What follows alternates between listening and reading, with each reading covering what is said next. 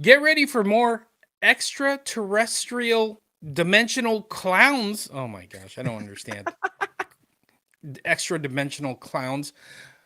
According to a recent Hollywood Reporter piece, Andy Muschietti, who's currently developing The Brave and the Bold for DC, there's a telling nugget about the future of Welcome to Derry, which I heard was really good.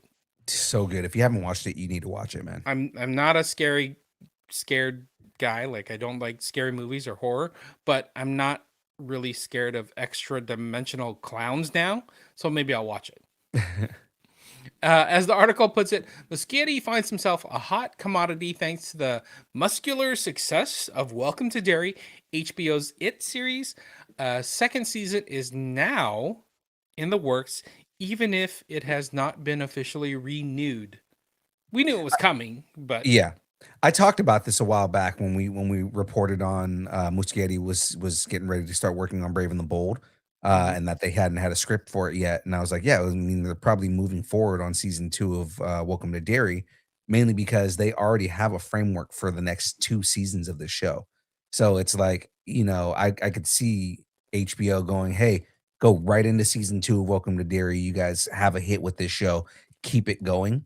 But at the same time, I'm sure, I mean, he's probably a multitasker. I'm sure he's like, oh, well, I can get into the mindset of Batman and write Batman too. So, yeah, yeah. All right. Next one. Dragonfire is streaming fire. Amazon MGM Studios is developing author Elise Kova's #1 New York Times best-selling fantasy novel, Dragon Cursed, for a feature development, probably a series. The story yeah. is set in a fantastical world amidst the latest human stronghold against the dragons, in which every teenager must survive brutal trials meant to separate dragon hunters from the dragon cursed. There's not yet a writer or director attached to the project, but hey, more dragons. You know who we need to ask about this? Because I'm sure both of them have read this. Who? Curtis Corona Uh huh. and Bird. I that is true. Yeah, because I'm sure both of them have read these books. They're at least familiar with it. This is right up their alley, and we can ask like, "Hey, what do you guys think? You think this is going to be something that's big?" And they'll tell us either, "Yeah, no, it's going to be crap," or, "Yeah, no, this is great. I love that book." I mean, they told us about Skull and what was it? Or what? Not Skull and Bone. Shadow and Bone, Yeah. and they also told us about what was it? The Skeleton Key.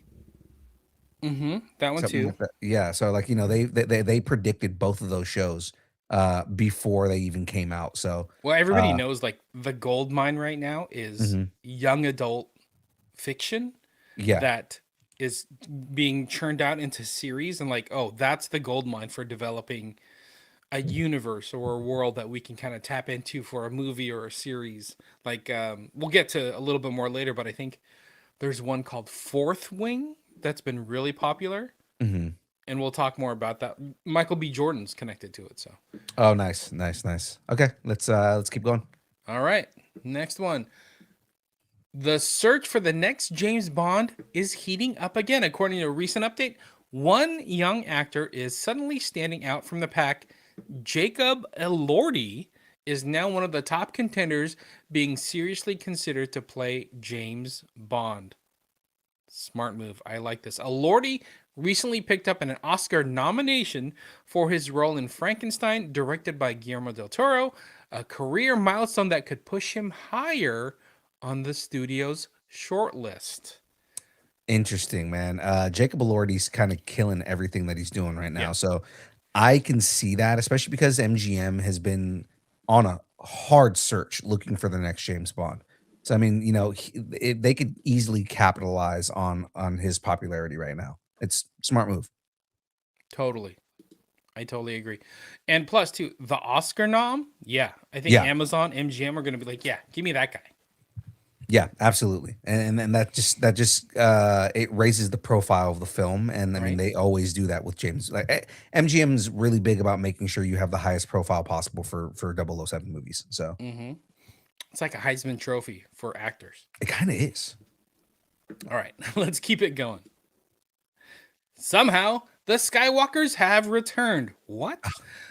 A new Star Wars rumor is making the rounds, and it points to a familiar character stepping back into the spotlight. Daisy Ridley's Rey Skywalker will play a major part in Simon Kinberg's planned trilogy, though she won't be positioned as the main character. Instead, the focus will shift toward a new generation of characters, with Rey acting as a key figure in shaping what comes next for the galaxy.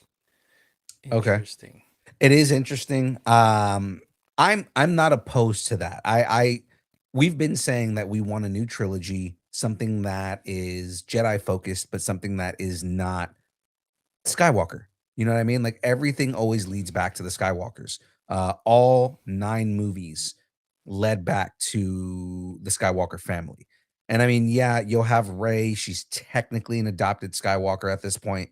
Like being kind of like the Obi-Wan Kenobi in this series of movies. But being that she's not the centerpiece and we're getting a new generation of Padawans or a new generation of Jedi characters or anything like that.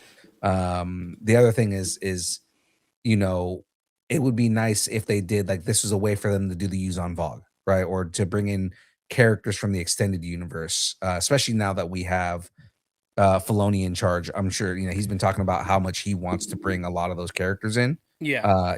This would be a great way for him to bring in the use on Vogue and have an excuse to bring those characters in.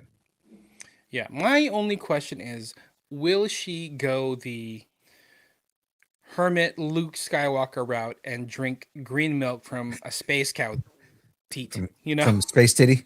Oh my god. Oh, that scene. Oh god, and he just like drinks it straight from the cow titty, man. It's Oh so my gosh. weird.